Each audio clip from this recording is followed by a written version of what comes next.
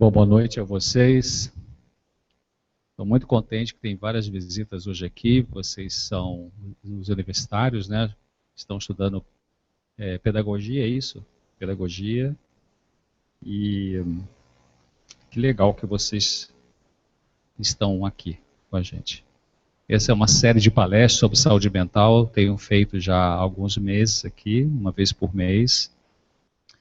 Eu sou um psiquiatra cristão, acredito na palavra de Deus. A palavra de Deus para mim é um dia... Não, como é que eu vou dizer essa frase? A ciência está chegando lá, né? Tem gente que fala assim, quando é que a Bíblia vai chegar na ciência? Não, mas a resposta, a pergunta certa é quando é que a ciência vai chegar na Bíblia? Eu acabei de vir agora de um congresso de psiquiatria da Associação de Psiquiatria do Rio de Janeiro. Foi lá em Botafogo, no Rio de Janeiro, e estava lá vários professores do Brasil inteiro, vários da USP, USP de Ribeirão Preto, USP aqui de São Paulo, todas as clínicas, o casal que é especialista da USP em tratar doença bipolar, casal de sobrenome Moreno, professor da USP, conversei com ele de Ribeirão Preto. A ciência está chegando nisso que a palavra de Deus diz há vários séculos, né? Fiquei assim, animado de ver isso, e realmente a verdade vai chegando. Então, vocês vão ver que eu vou levar a minha palestra, que eu sempre faço isso, colocando alguma coisa do mundo espiritual junto com o mundo psicológico, junto com o mundo pedagógico, junto com o mundo comportamental e biológico também. Porque, na realidade, nós seres humanos, seja quem for, preto, branco, rico, pobre, brasileiro, alemão, budista, católico, nós seres humanos somos uma tridimensão. Físico, mental e espiritual, né? O físico, os ossos, os músculos, os órgãos, né? O mental subdivide em 3 aspectos: pensamentos, sentimentos e ações, né? O nome técnico para ações é volição, o ato volitivo. Então você tem a cognição, você tem a afetividade, você tem a decisão, a capacidade de escolha, né? Então essa é a mente humana. E o espiritual é a necessidade que o ser humano tem de adorar alguma coisa, né? Pode ser Deus o Criador, pode ser o totem do índio, pode ser a Coca-Cola, pode ser o sexo, pode ser a cocaína, pode ser o romance, pode ser o Jornal Nacional, né? Adorar alguma coisa, ou você mesmo, né? O dinheiro. Então, seres humanos, nós só temos a dimensão física, a dimensão mental, a dimensão espiritual. Então, a saúde, por isso que saúde é um processo de você desenvolver essas 3 dimensões, o físico, o mental e o espiritual, né? E para você desenvolver o espiritual, vai uma dica aqui, não tem que entrar para a igreja nenhuma, você tem que buscar um sentido para a vida, né? Que tem um sentido para a vida. Bom, então eu vou falar um pouquinho sobre criança sente sim. Eu quero começar com a Bíblia, né, que está no livro de Efésios, na carta de Paulo aos Efésios. Muito interessante aqui, carta de Paulo aos Efésios, capítulo 6, verso 4. Agora está lá, obrigado. 6, verso 4, diz uma coisa bem interessante aqui. Paulo, escrevendo inspirado por Deus, diz o seguinte, Efésios 6, verso 4. E vós, pais, não provoqueis a ira aos vossos filhos, mas criai-os na doutrina e na admoestação do Senhor. Quer dizer, não provoque seu filho a ira. Não fique instigando sua criança. É isso que Paulo está falando aqui. O outro texto que está ali em Colossenses, capítulo 3, verso 21, também é muito interessante. 3:21, Paulo fala assim, pais, não irrite seus filhos para que não percam o ânimo. O que é perder o ânimo? Nesse sentido aqui, trazendo para o mundo psicológico, é desenvolver um quadro depressivo na criança. A perda de ânimo é um dos sintomas principais da depressão. Então, criança tem depressão? Tem sim, senhor, tem sim, senhora. A criança tem... Os transtornos mentais das crianças são manifestados de maneira diferente do que nós adultos. Por exemplo, tem criança que quando está com um quadro depressivo, e já conseguia controlar o xixi e volta a fazer xixi na cama, chama-se enurese noturna, né? Então, enurese noturna em crianças, em geral, se descartar qualquer problema orgânico, é um dos sintomas de depressivos na criança. Por isso que os pediatras ou os psiquiatras que trabalham com psiquiatria infantil, qual é o remédio que eles passam para tratar enurese infantil em criança que não tem uma causa orgânica desta enurese? É um remedinho chamado, pode ser o anafranil, a imipramina, a amitriptilina, né, com a dosagem baixa, pediátrica. Para que serve esse remédio? Para tratar a depressão. Né? Então, Paulo está falando aqui na Bíblia, não irrite seus filhos, né, não fique perturbando a cabecinha deles, né, para que eles não percam o ânimo, para que eles não fiquem deprimidos. Muito importante isso. Nesse congresso, não está publicado ainda, porque não deram, tem uma psicóloga daqui de São Paulo, ligada à USP, o Hospital das Clínicas, ela fez um trabalho fantástico de pesquisa. Ela foi para o Departamento de Psiquiatria da Santa Casa, no Rio de Janeiro, onde eu fiz uma pós-graduação em terapia breve.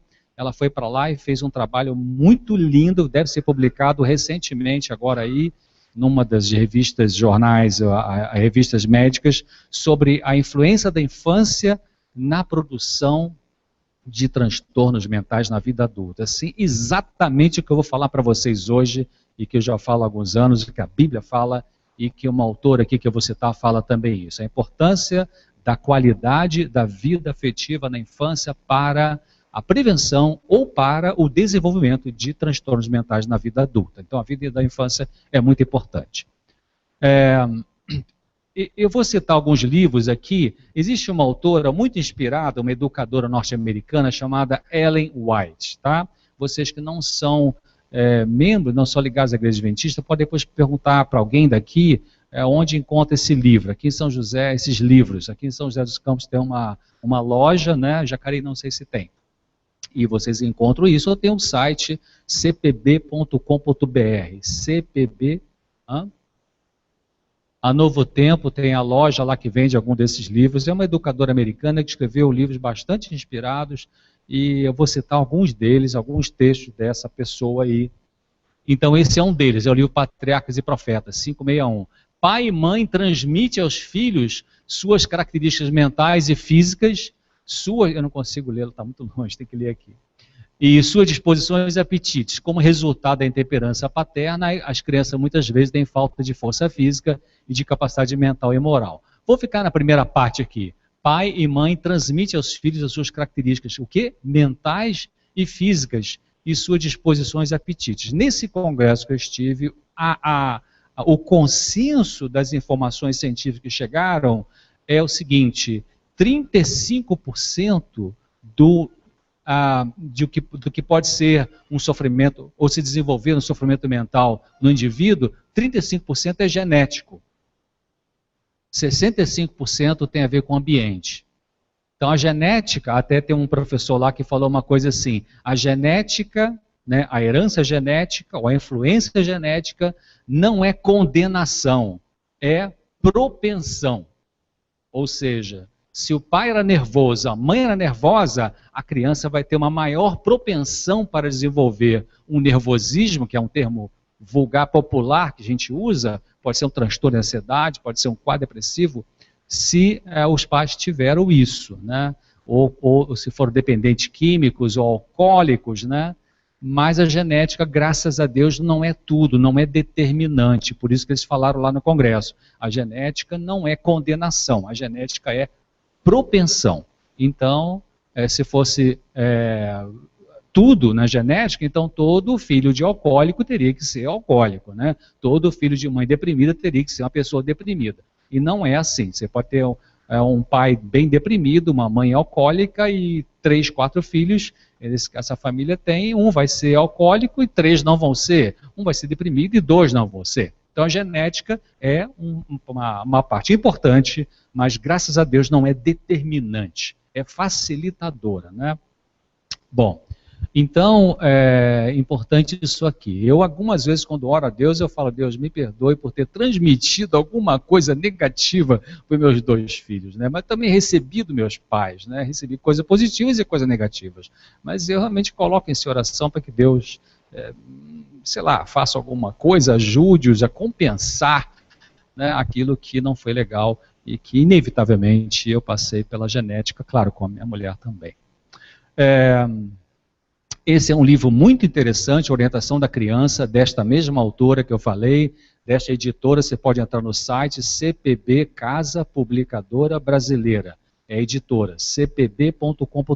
Você pode comprar online, tem o 0800 e tem lá na Novo Tempo, tem aqui em São José dos Campos, não sei o endereço de cabeça, mas vocês podem encontrar. Não vende toda a livraria, não, dessa autora.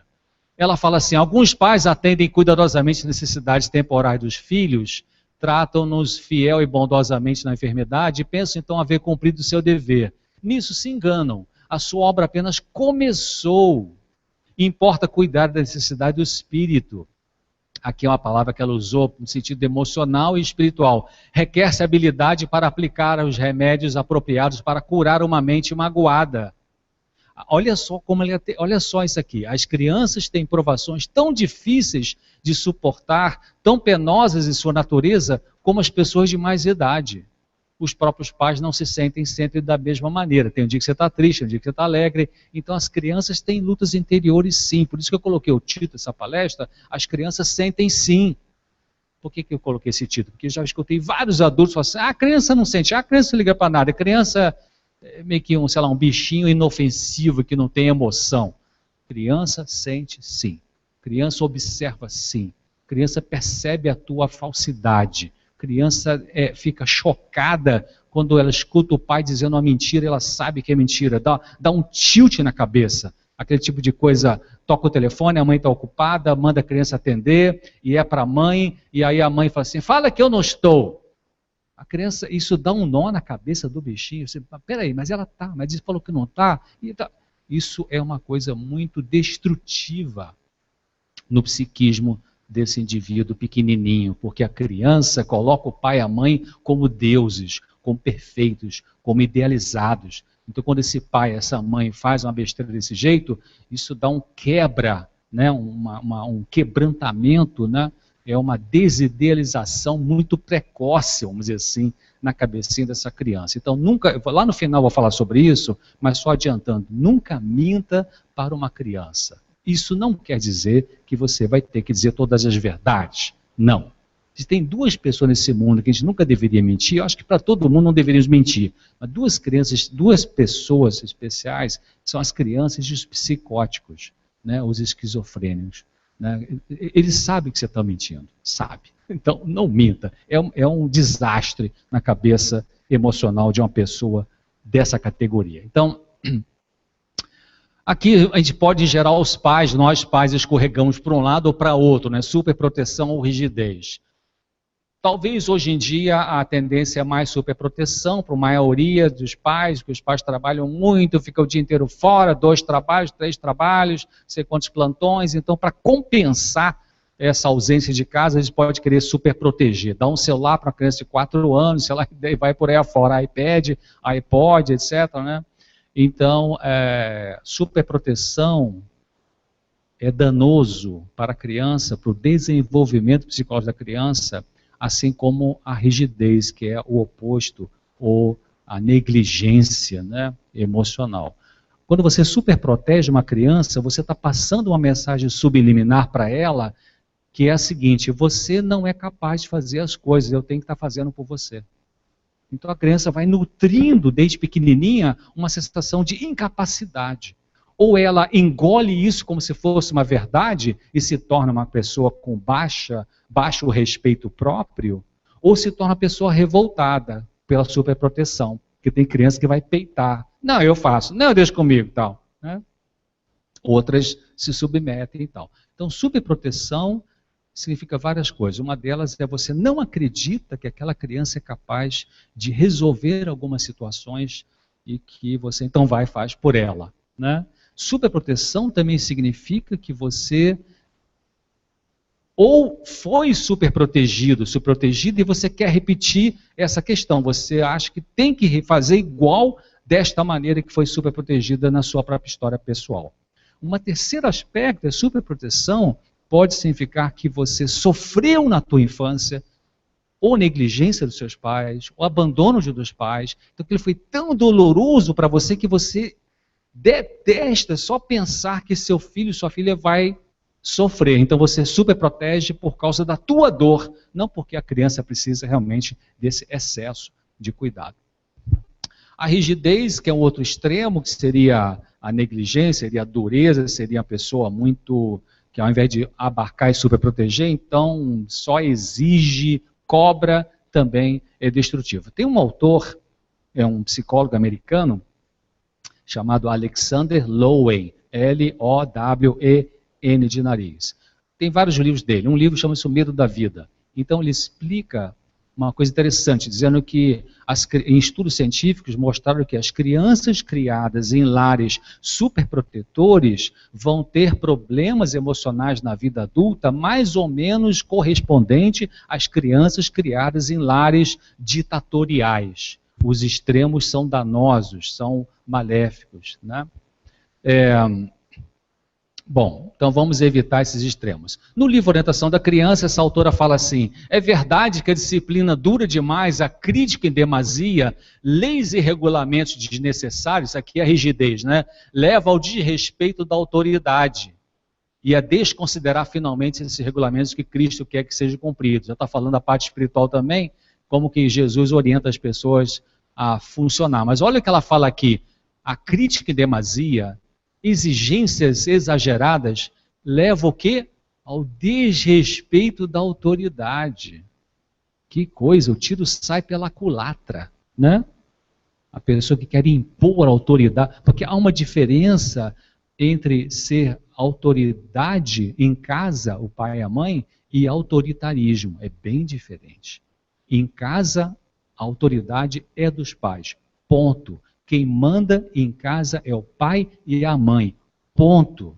Não tem negociação de quem manda. Agora, como que você vai exercer essa autoridade? Pode ser com frouxidão, com ditadura, com espancamento, com abuso ou de maneira equilibrada, né?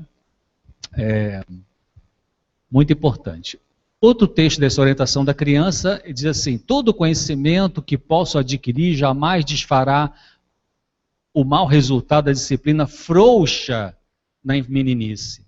Uma negligência frequentemente repetida forma o hábito. Um ato errado prepara o caminho para o outro. Os maus hábitos são mais fáceis de formar do que os bons e são mais difíceis de abandonar. Então, hoje os adolescentes, os adultos, quando enfrentam suas próprias dificuldades emocionais, é uma questão de anos de estruturação, né? Por isso que Freud falou uma frase interessante, ele falou assim: nós, psiquiatras, psicólogos, enfim, ao lidar com o adulto, com seus sofrimentos, nós estamos lidando com as cicatrizes, né? Só que são cicatrizes vivas, né? A cicatriz, eu tenho aqui, quando era menino, eu cortei o dedo aqui com a faca, tem uma cicatriz aqui, não dói nem nada e tal, mas a cicatriz emocional, ela é dolorida, né? E às vezes vem um trauma na vida adulta que toca naquela cicatriz ali e sangra, né? Aí você vai ter um transtorno emocional. Bom, outro texto dessa autora, ela fala: as crianças têm temperamentos diferentes e nem sempre os pais podem aplicar a cada uma a mesma maneira de disciplina. Há diversas classes de espíritos, de mentes, né? E eles devem ser estudados com oração, para que possam ser moldados de tal maneira que realizem o propósito designado por Deus. Então, olha essa primeira parte aqui. As crianças têm temperamentos diferentes e você não deve dar a mesma disciplina para a galerazinha em casa. Um é mais sensível, outro é menos. Um é mais racional, outro é mais emocional. Um é mais objetivo, outro é mais subjetivo. Um é mais ativo, outro é mais passivo. Então, você tem que estudar qual disciplina vai ser melhor para qual filho, né? E não passar a regra e falar: não, é tudo igual, aqui em casa trato todo mundo igual.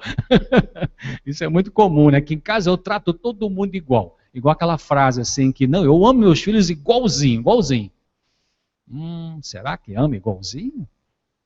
Eu não sei. amar pode ser, mas a maneira de você manifestar esse amor é igualzinho? Geralmente não, né? Geralmente não. Geralmente nós somos mais afetivos com os filhos que são mais afetivos com a gente. E geralmente a gente bate mais de frente com o filho que é mais parecido com a gente. Bom, eu botei essa imagem aqui, achei muito linda essa meninazinha. A imagem não está muito boa, que está longe, mas ela me passou uma ideiazinha de uma criança sensível, assim, meio carentezinha, meio sensível, né?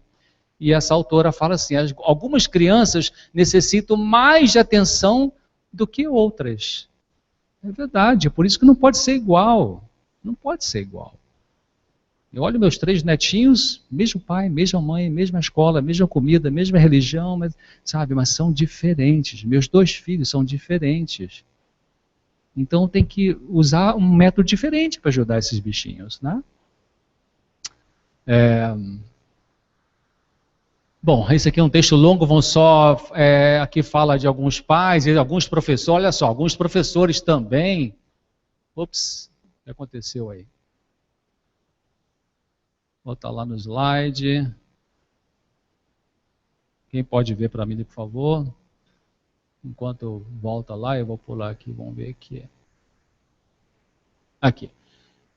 Conserta lá para mim, enquanto isso vamos ver aqui. Alguns pais, alguns professores também parecem esquecer-se, obrigado, de que eles mesmos algumas vezes foram crianças. Tomam ar de dignidade, são frios e insensíveis, seu rosto habitualmente traz uma expressão solene de reprovação. Sorria, pai, sorria, professores. Se seu coração está triste, não permita que a sua face revele esse fato. Desde que a luz de um coração amante e grato ilumine o semblante, desça da sua dignidade de ferro, adapte-se às necessidades das crianças e faça com que elas os amem. Faça com que elas os amem. Você deve cativar-lhes a afeição se lhes querem imprimir a verdade religiosa no coração. Então aqui está falando de a gente ser... E você já reparou, né? As crianças não vão com qualquer pessoa, não é isso? Não vão mesmo, nem que a batata rache, nem que a vaca tussa, não vai mesmo, né?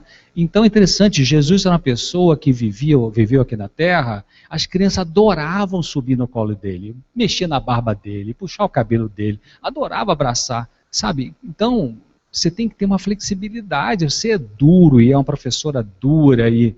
É claro, eu sei que vocês como professor, eu trabalhei 2 anos como professor, já foi muito tempo atrás, hoje em dia... Parabéns que vocês querem ser professores, porque é um desafio, né?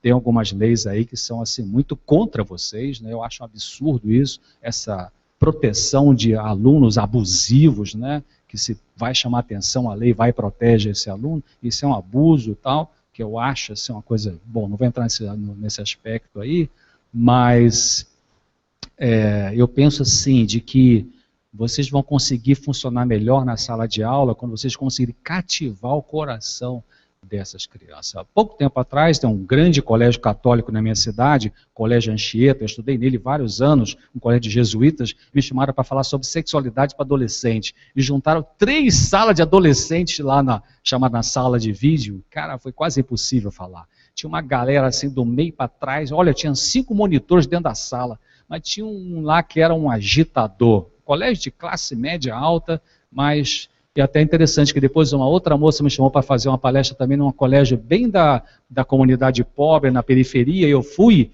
e os alunos dali estavam mais bem comportados do que da classe média alta lá. Então, achei interessante isso. Tinha uns gaiatos lá também, mas é muito pior, realmente, daquela escola lá de gente que tem mais dinheiro. Então, mas cativar o coração do aluno, acho que vai ser uma coisa muito facilitadora para você administrar isso na sala de aula. E com os pais também. Bom, as crianças novas deixadas a si mesmas aprendem o mal mais depressa que o bem. Olha que coisa. Os maus hábitos se harmonizam melhor com o coração natural. E as coisas que elas veem e ouvem na infância, na meninice, são-lhes profundamente incutidas na mente. Você deve lembrar de coisas que você escutou quando era criança, e que nunca mais saiu da cabeça, não é verdade? É verdade. Eu conto para vocês um testemunho meu aqui, tenho coragem de falar, não tem nenhum problema. Meu pai era muito assim, muito católico, bem praticante assim, podia ser qualquer igreja, mas ele era muito assim preocupado com a disciplina dos filhos. Nós somos 5 filhos, né? Então a gente ia sair, por exemplo, a gente ia sair à noite para passear na cidade. Naquela época você podia passear na cidade e olhar as vitrines, né? Não tinha shopping, então as vitrines. A gente ia sair, ele falava, olha, não bota a mão em nada, hein? Ou se tinha uma loja aberta ainda, não bota a mão em nada. Falava assim com muita seriedade, a gente ficava com medo, né? Então eu era pequenininho, entrava na loja, botava a mãozinha para trás. Você já viu uma criança, um garoto de 6 anos botar a mão para trás? Era o medo que eu tinha, né? Então, eu estou com 63 anos, às vezes eu entro numa loja e minha mão vai para trás. Aí eu falo assim, César, relaxa, já passou. Ah, tá bom. Marcou aquilo, né? Então, olha só, é verdade isso aqui, né? As crianças, elas são profundamente incutidas na mente o que elas escutam. Então, se é de bom, se é uma coisa boa, se é uma coisa ruim, vai entrar ali, vai marcar. Esse é outro texto que diz, esse camarada aqui, ele é especializado, é o diretor, ou foi, da unidade de estatística sobre o crime nos Estados Unidos. Então ele falou que as crianças não nascem boas e com excelentes motivações. Não nascem. O impulso natural para conseguir o que elas desejam é adquirido e não herdado. A preocupação pelos outros e pela propriedade dos outros é adquirida e não herdada. Se a criança não possui uma forte conexão com os pais, e se eles não a supervisionam de perto, ela não conseguirá entender o valor e respeito pelas outras pessoas. Então faz uma passeata e sai quebrando o banco e sai um monte de coisa, que acontece hoje em dia. Não aprenderam lá atrás, talvez não tiveram pais que pudessem ensinar essa disciplina, esse respeito pela propriedade alheia, né? Manifestam revolta dessas formas, ou porque estão drogados, geralmente pode estar drogados também, junta a droga com a má educação e aí destrambelha tudo, né? Então é importante, as crianças não nascem com a coisa bonitinha lá, nós é que vamos moldar esse bichinho ali com a nossa educação, com a parte espiritual, com a psicoeducação, na escola, etc. Bom, essa autora também fala assim, acima de quaisquer dotes naturais, os hábitos estabelecidos nos primeiros anos decidem se a pessoa será vitoriosa ou vencida na batalha da vida. Então está aqui a plantinha que é a criança que a gente vai desenvolvendo desde que nasce.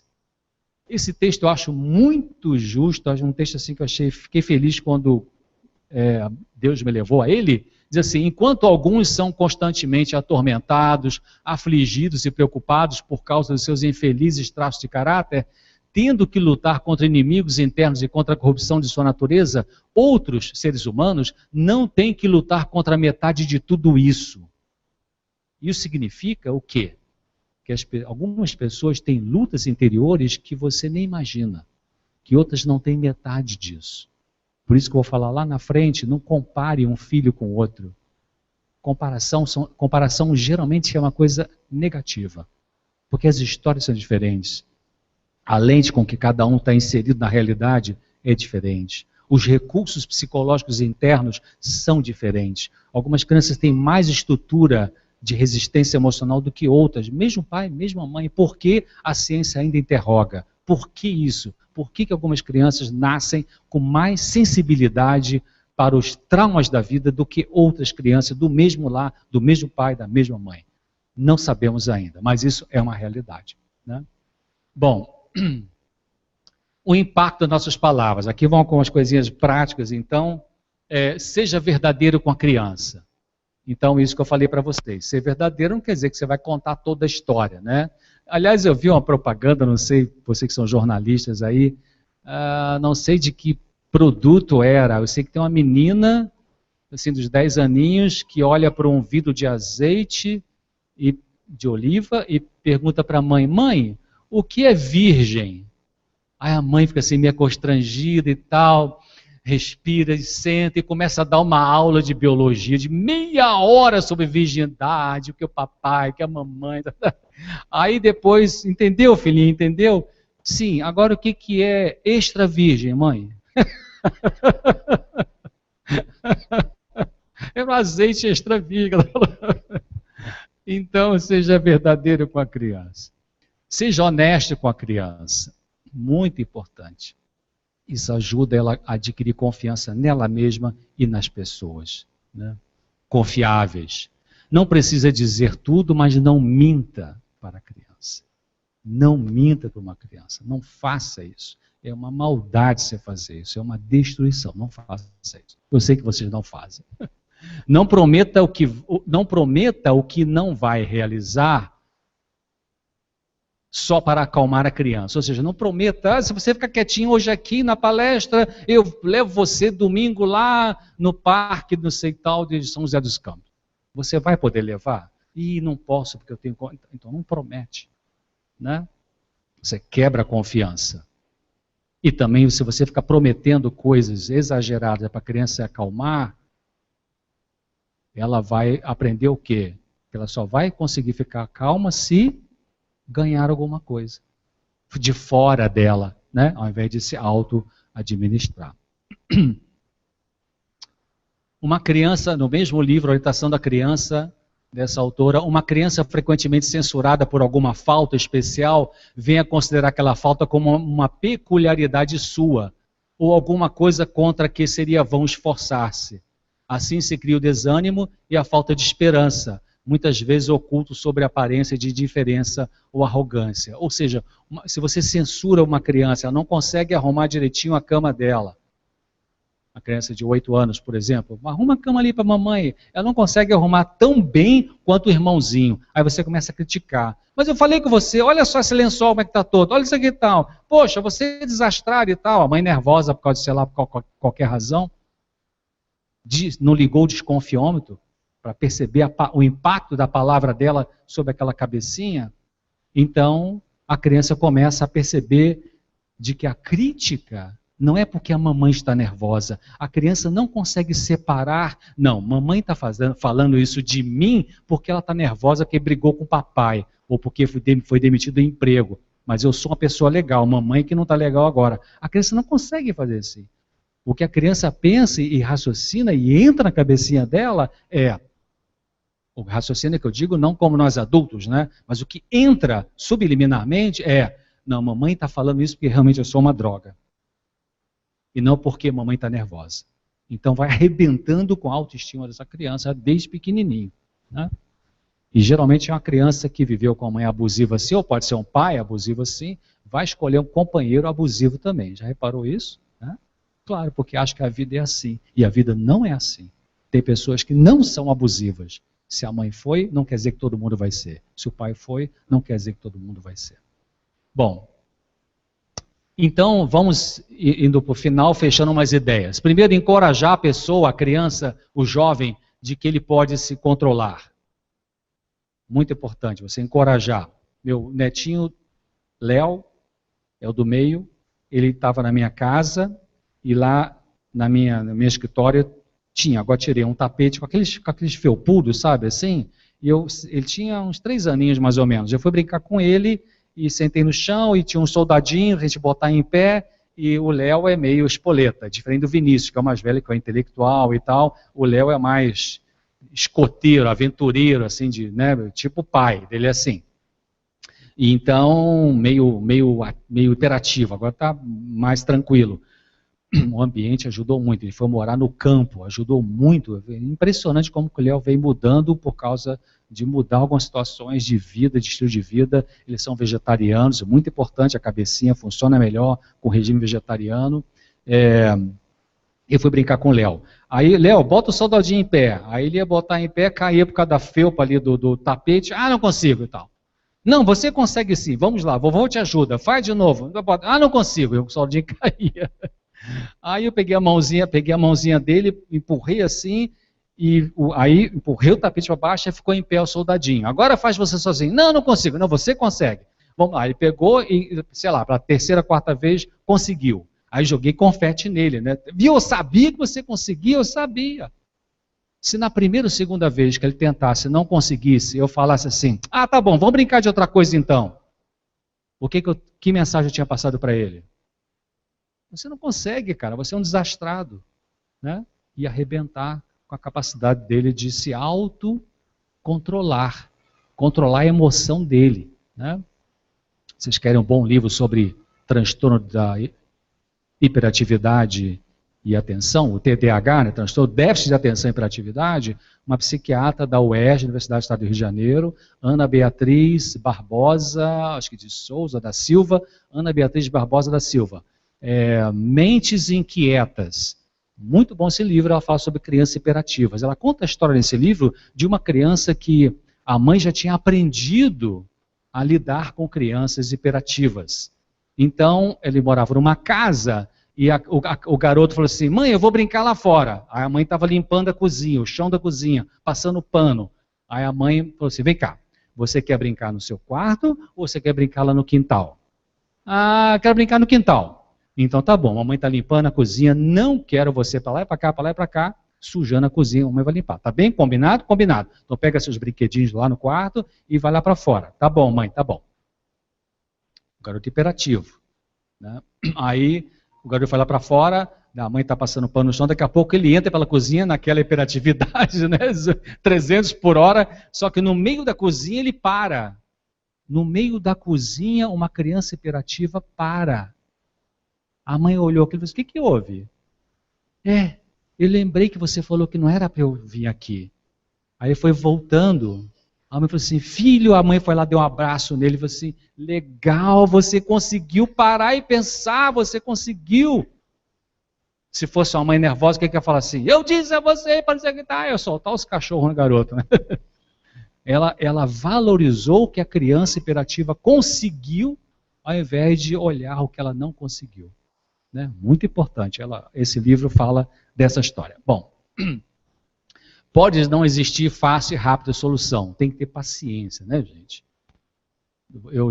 Meu primeiro trabalho não foi com um médico psiquiatra, foi com um professor, ajudei a montar um curso de enfermagem, uma enfermeira americana e outra brasileira e tal. E, então eu dei aula 2 anos para adolescente. Ai, de arrepiar. Hoje eu acho que não daria de jeito maneira. Mas naquela época adolescente era mais light, né? Então não tem uma solução fácil e rápida. Então vocês vão ter que ter um pouco de paciência, sim. A pessoa precisa aprender, a criança, o jovem, a lidar com emoções dolorosas. Muito importante. Não negue isso para as crianças. Na vida temos dores, sim, filhinho. Tem dia que você vai ser um pouquinho, uma coisinha aqui, dá vontade de chorar. Tem dia que você vai sentir um apertozinho aqui no peito. Mamãe também sente isso às vezes, papai também sente. Mas isso passa. Né? A verdade, Jesus falou assim, conhecereis a verdade e a verdade vos libertará. Né? Então é isso. O mundo mal, né, que quer vender produtos, diz, não, você vai ser feliz 100%, não vai ter mais problema. Isso chama-se hedonismo, né? Que é a pregação do prazer já, agora, custe que custar, não pode ter dor nenhuma. Tem que usar qualquer coisa, comprar qualquer coisa para fugir da dor. Isso é fantasia, isso é irrealidade. A mídia quer passar isso, as empresas querem vender produtos e os traficantes querem vender a cocaína para você só sentir o bem-estar. Isso é irreal. Neste mundo temos angústia e tristeza, sim. A pessoa saudável, mentalmente falando, não é aquela que não tem angústia e não tem tristeza. A pessoa mentalmente saudável é aquela que quando tem angústia, quando tem tristeza, não se desespera, não faz besteira, não vai machucar os outros, nem vai machucar a si mesmo, entrando no alcoolismo, entrando na dependência química, ou manipulando os outros, ou chutando o balde, seja lá o que for. Bom, use palavras simples, palavras compreensíveis e palavras confiáveis. Simples, compreensíveis e confiáveis.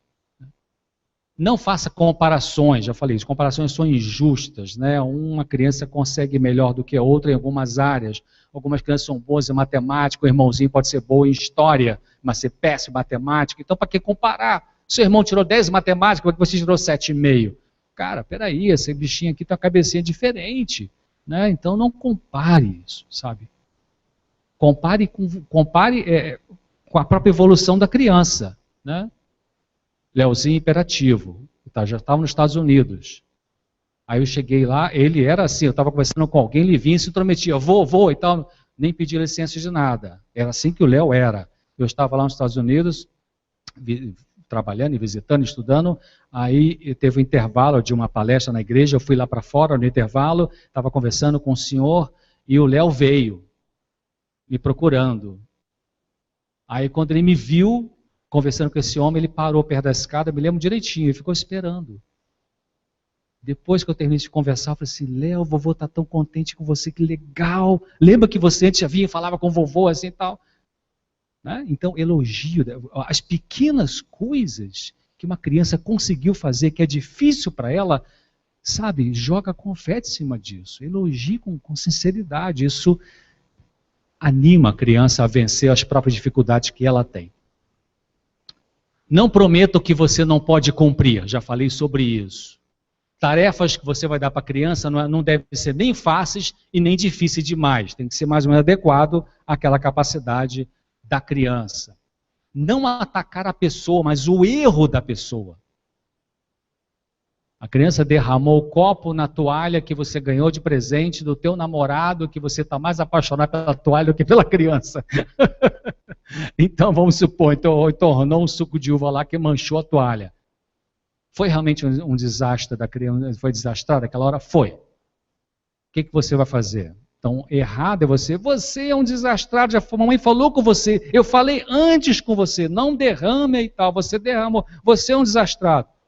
Você está detonando com alto respeito dessa criança. Como é que você vai disciplinar? Filho, você é um cara legal, mas isso que você fez não foi legal, a mamãe te avisou, não foi?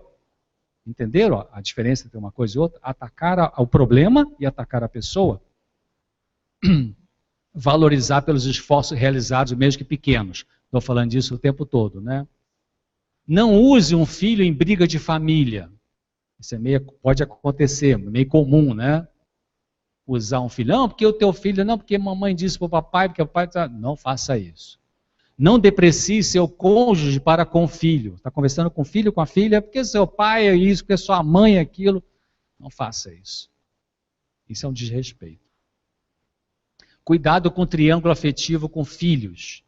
Geralmente, quando há uma frustração no casamento, o pai ou a mãe pode se agarrar a um filho ou uma filha que meio que nutre de afeto e compensa um pouco a solidão conjugal. Você está mais preocupado com seu filho ou com seu parente? Pode acontecer, vou citar um exemplo aqui.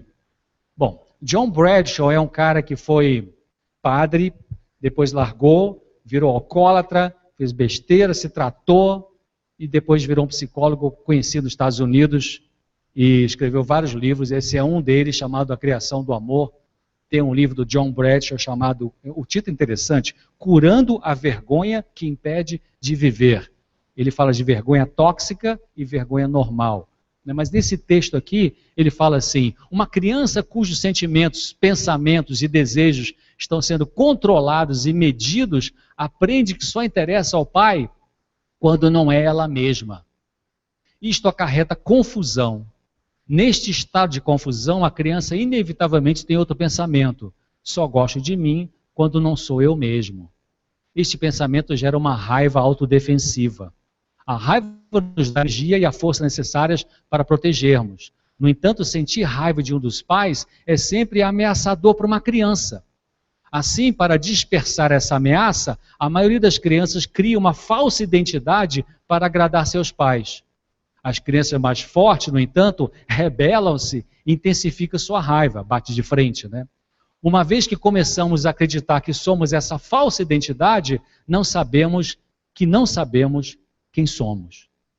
É a criança que passa inconscientemente a fingir ser o que ela não é, para ver se, quem sabe, eu me tornando desse jeito assim, eu consigo agradar meu pai e minha mãe. Então ela perde a identidade e fica confusa na vida adulta, quem sou eu, o que eu quero, com quem que eu caso, que profissão que eu escolho. Isso lá na vida adulta vai estourar dessa maneira, porque desde pequenininho, essa criança foi percebendo que ela não podia ser ela mesma. Quando ela era ela mesma, tinha algum tipo de atitude ruim para ela. Então ela teve que montar um falso self, um eu acessório, para poder sobreviver psiquicamente e ver se conseguiria dessa maneira ter aprovação dos seus pais. Esse aqui é um típico exemplo. Joãozinho, ele disse um dia que não gostava da vovó. Mãe, eu não gosto da vovó, da mãe da mãe. Essa mãe virou para ele e falou assim, que a vovó era meio ranzinza mesmo, né? Tem algumas vós que são ranzinza, e alguns avós também. A mãe nervosa insistiu que ele devia gostar da vovó. Não, vamos parar com isso. Aqui nessa casa ninguém não gosta de ninguém. Todo mundo gosta de todo mundo. A vovó é legal, compra bala para você. Não, para com isso. Que negócio é esse de você dizer que não gosta da vovó? Mas o menino insiste, mamãe, mas eu não gosto da vovó, porque a criança é muito honesta, né? Até que ela não é torcida na sua identidade, a criança é honesta.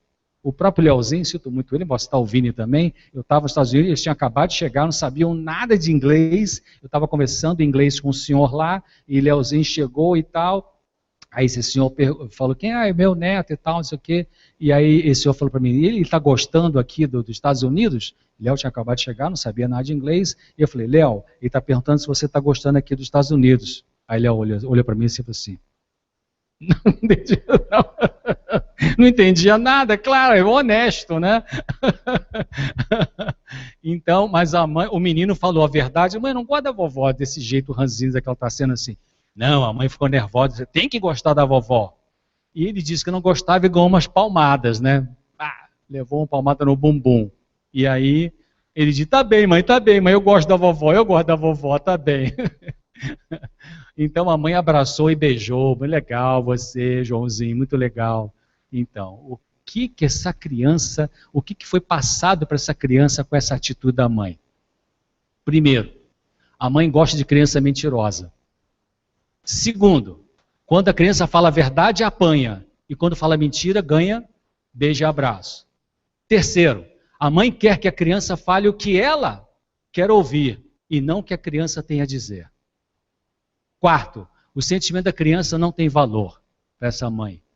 Quinto, a mãe estava mais preocupada em agradar a mãe dela do que em entender e acolher o filho dela. Né? São mulheres muito dependentes da sua mãe. Então, isso aqui é o chamado, lembra que eu falei do self-social? Aqui a criança, que geralmente é muito espontânea, na adolescência essa criança vai ficando mais mirradinha aqui meio por dentro, e na vida adulta a gente pode às vezes ter uma criança muito escondida, muito machucada, muito lá dentro, e que a gente não deixa aparecer nunca. Então, saúde mental tem que ver com a gente e sendo com a ajuda de Deus e com a nossa decisão de querer melhorar e resgatando alguns aspectos saudáveis da criança saudável na vida adulta também. Eu vou pular isso aqui que é um pouquinho complicado, deixa para depois. Se o pai, orientação da criança, se o pai e a mãe não tiveram uma infância feliz, por que deveriam anuviar a vida dos filhos devido à sua grande perda desse respeito? Ou seja, se você teve uma infância infeliz, seu filho não tem nada a ver com isso, né? Você tem que aprender a receber ajuda, fazer tratamento, buscar ajuda para poder aprender a lidar com seus problemas, para não estourar na geração seguinte, se não repete, vai repetindo até quando, né? Quem vai puxar o freio de mão e dizer, peraí, vamos pegar agora aqui um outro caminho, ou aquela chave, né, que não sei, antigamente na estrada de ferro tinha um cara que ia lá e virava a chave para o trem pegar outro trilho, não esse aqui, pegar aquele. Quem é que vai virar isto, né? Na geração. A gente tem que fazer isso. Quando eu comecei a perceber que eu estava errando com meu filho, igual algumas coisas que me machucaram na minha relação com meu pai, doeu para chuchu. Eu não queria nem olhar para isto, mas Deus me ajudou a não fugir da verdade. Aí eu comecei a perceber, puxa, meu filho não tem nada a ver com aquilo que foi a minha dificuldade com meu pai. Então eu tenho que lutar comigo mesmo para funcionar de uma forma diferente e melhor com esse menino, para que então eu possa sair desse trilho e pegar o outro ali. Não é fácil, é demorado, mas é uma decisão consciente que você faz, pode fazer e vai fazer uma diferença lá na outra geração, já estou terminando. Nunca será demais acentuar a importância da educação ministrada à criança nos seus primeiros anos. As lições que a criança aprende durante os primeiros 7 anos de vida têm mais que ver com a formação do seu caráter que tudo que ela aprende em anos posteriores. Que coisa, né?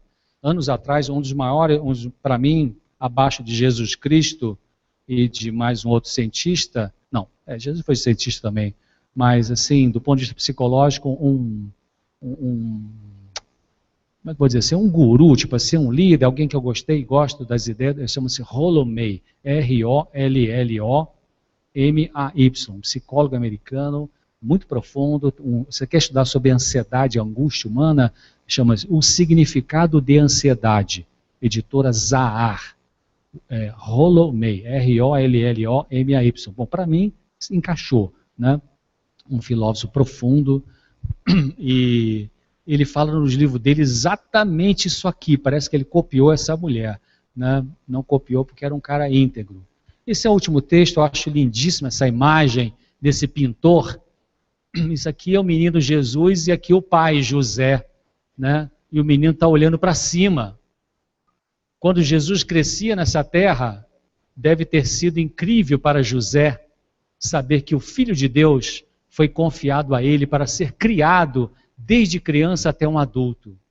Aqui está na carpintaria de José, Jesus está, aqui na carpintaria de José, Jesus está sendo ajudado por José. Como o pai, José, olha para baixo, para o seu pequeno filho, o filho, com os braços estendidos, olha para cima, para seu pai. Muito lindo, né? O Pai Celestial. Então é isso. Espero que alguma dessas ideias possa ser aplicada, seja na sala de aula, né? Seja no seu papel de pai e de mãe. E agora eu tenho uns minutinhos para pergunta e resposta.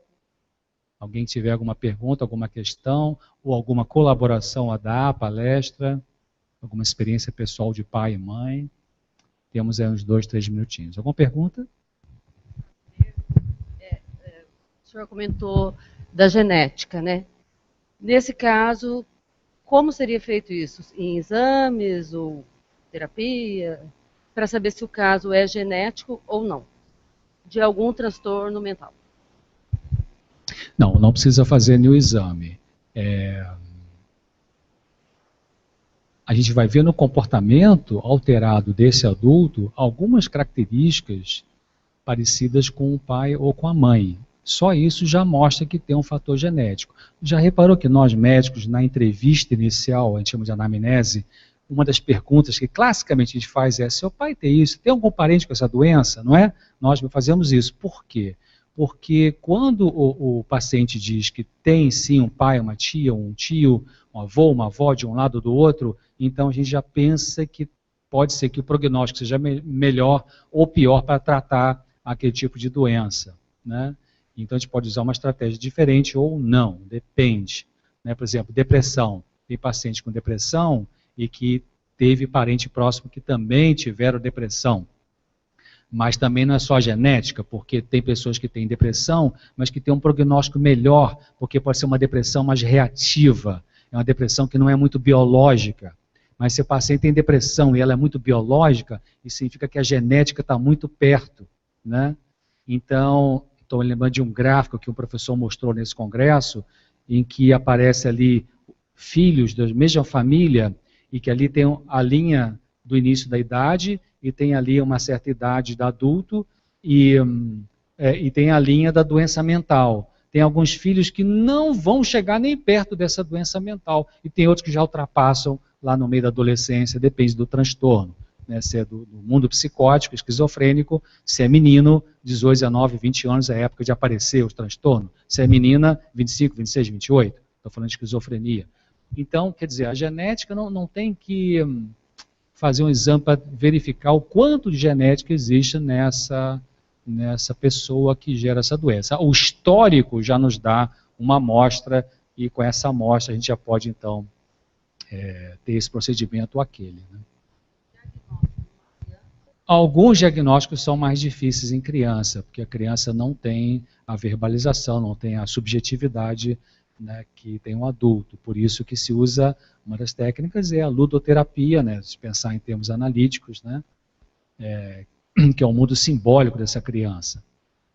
Mas, bom, eu não trabalho com criança, então não sei as técnicas que se usa em psiquiatria infantil.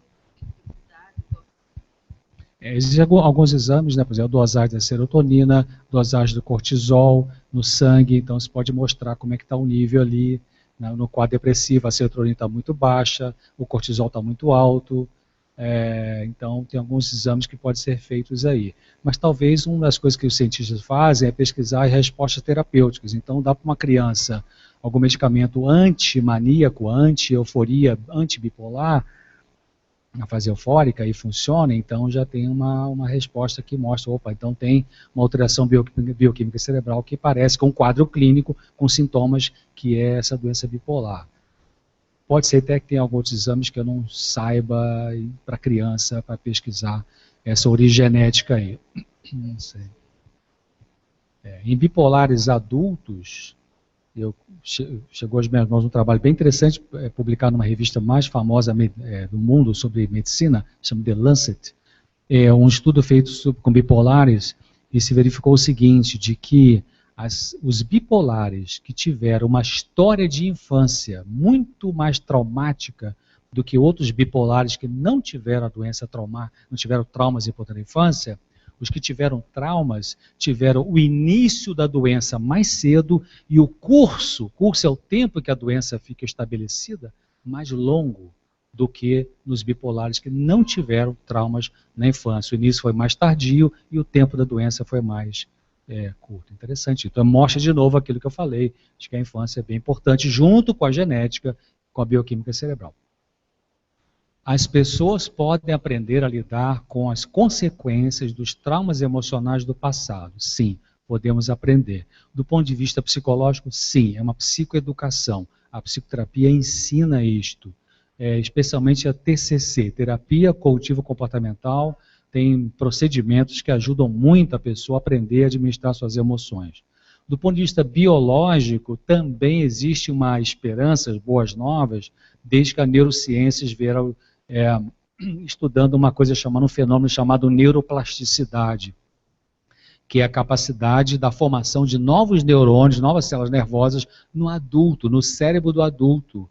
Opa, então isso já abre uma esperança, sim. Fica uma interrogação ainda no mundo da ciência, o que vem primeiro, o ovo ou a galinha? Quer dizer, primeiro vem uma alteração da bioquímica cerebral e aí o comportamento altera, ou traumas da vida alteram o comportamento e isso mexe com a bioquímica cerebral? Então tem duas teorias no mundo científico em relação. Uns são mais biológicos, são chamados psiquiatras organicistas, que acreditam mais que o orgânico é que vem primeiro, alteração. Outros acham que pode ser o psicodinâmico, o psicológico, que altera o orgânico. Eu acho que na realidade é muito juntinho ali, muito juntinho. Em alguns casos, eu acredito que é o psicológico que vem primeiro. Em outros casos, é o biológico, naquelas pessoas que têm uma influência genética pesada, né?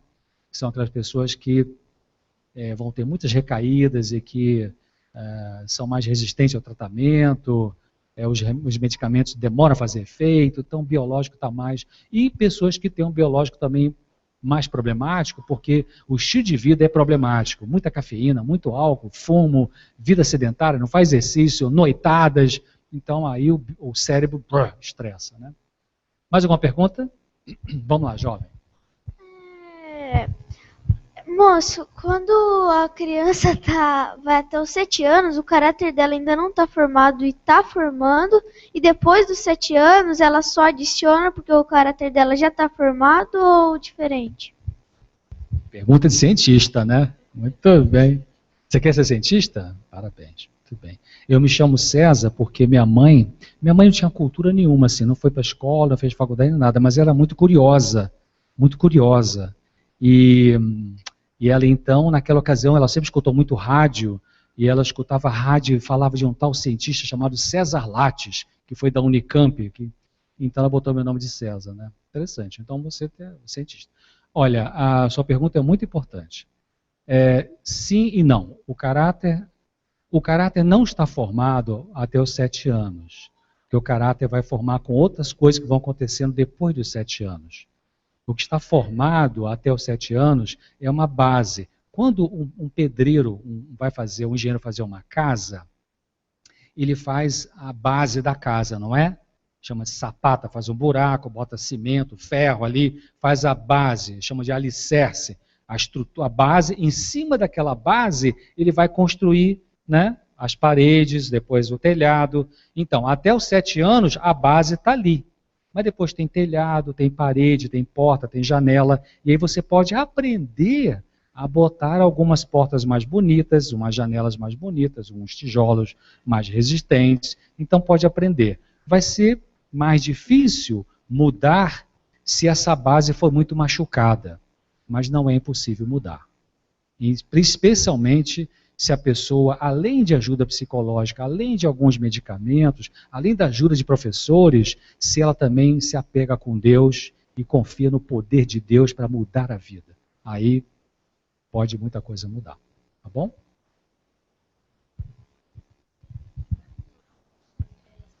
Tímido. Uma criança de 4 anos, meu filho no caso, extremamente tímido, ele não consegue se socializar com um adulto, só com criança. Já é caso de procurar uma ajuda profissional ou é muito cedo? Não consegue se socializar com adultos? Não, eu não diria que leva no psicólogo, não. Acho que tem que fazer uma estratégia em casa.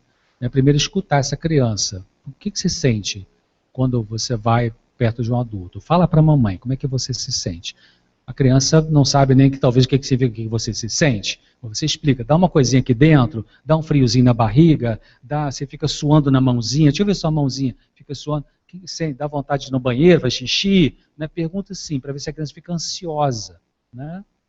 Se ela fica ansiosa, então tem que saber um pouco da história. Houve algum adulto por perto que foi abusivo com essa criança? Tem algum parente que é frio, que é ríspido? Tem algum parente que essa criança depositou uma confiança e foi quebrada essa confiança? Né? Tem algum medo que a criança, o medo do pai ou da mãe ou de outro, e que essa criança não consegue nem falar desse medo? Então você tem que tentar fazer um link, um vínculo com essa criança de amizade e tal, e tentando puxar o fio da meada, né, para ver. Começa por aí. Fala para a mamãe, você sente uma coisinha aqui no corpo quando está perto de adulto, né? Aí você vai pensando, será que foi alguma professora ou professor nervoso na escola, sei lá, também tem isso, né? Eu vi um vídeo esses dias aí, nossa senhora, eu vi os 2 vídeos, né? Alunos agredindo até uma senhora, professora idosa, um abuso incrível, da vontade de socar o cara que fez isso, né? E também o contrário, a professora chutando aluno, também já está descontrolada, para lá de Bagdá. Agora, então é pesquisar um pouquinho essa criança. Se você Sim, boa pergunta. A genética entra também, claro. Então a criança, esse é outro aspecto, pode ter um tipo de trauma, de abuso, de situação frustrante, mas pode ter a cópia. Estão copiando. Talvez uma maneira um pouquinho mais tímida ou meio antissocial que o pai e a mãe pode ser também. Não. Forçar, não. Você vai junto. Você vai junto. Então modifica um pouquinho a própria maneira como mãe e como pai de ser, que ela começa a olhar, então mamãe vai, então não deve ser tão ruim assim, eu vou também. Né? Modificar um pouco a própria conduta. Então fazendo isso 2, 3 meses, algum resultado vai aparecer. Se não aparecer, aí uma avaliação psicológica. Quem? Tem? São 3 perguntas. Uma é o seguinte, é verdade que durante a gestação é possível a passagem de carga emocional para o feto, já na gestação, por parte da mãe, que está ligada fisicamente, e também de quem está próximo, muito próximo, no caso do pai, isso pode afetar emocionalmente o feto, já para a criança? Sim, pode por causa dos hormônios, né? Então os hormônios, uma mãe estressada, uma mãe deprimida, ela vai ter alterações dos hormônios, dos neurotransmissores. Então isso pode realmente afetar essa criança, pode sim. Muita cortisona, muito baixa serotonina, muita adrenalina, então isso vai interferir no desenvolvimento biológico dessa criança. Pode sim. Também, claro, porque afeta a mãe e afeta indiretamente, chega para a mãe e pode afetar. Como que essa mãe vai reagir a essa atitude do pai, então é importante. Né? Tem um jargão que dizem que os avós estragam os filhos e os pais têm que corrigir, né? Tem alguma dica, que a gente pode chegar a um equilíbrio de não afetar né, o desenvolvimento do filho, se é uma criança muito mimada, tem alguma dica? Então, a terceira pergunta é o seguinte, eu não ainda li sobre o assunto, só superficialmente, e eu queria perguntar sobre o ADI, abordagem direta ao inconsciente, que é uma coisa nova, acho que na psiquiatria, na psicologia, né? Não sei se isso é só de cunho científico ou é de cunho espiritual também. Eu queria saber, de forma resumida, o que se trata. Não conheço. Essa técnica eu não conheço. Bom, com relação aos avós, eu sou avô, né? A gente tem que ter o desconfiômetro, né? Isso significa, e a resignação, e a sinceridade, né? Isso significa de que às vezes nós vamos ver alguma coisa que é um exagero para lá ou para cá, positivo ou negativo, nos pais em relação ao meu netinho ou minha netinha, e eu estou vendo que os pais estão errando, mas eu preciso não interferir naquilo que eles não estão prontos.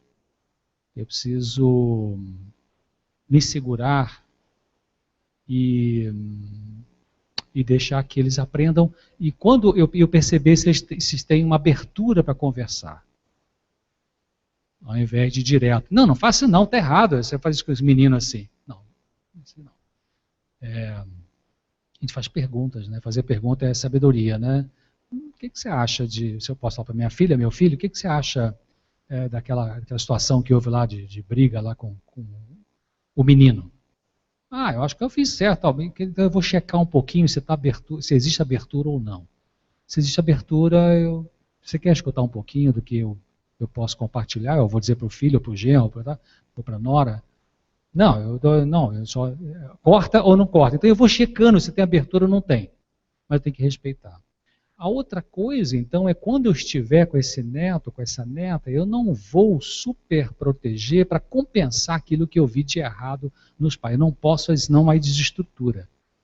Eu vou ser um bom avô, mas eu e meu neto. Não vou, e até às vezes por rebeldia contra a filha, ou filho, ou nora, ou genro, assim, nunca dá picolé. Então, escondido eu vou dar. Não vou fazer isso. Para ser um vovô bonzinho, tal.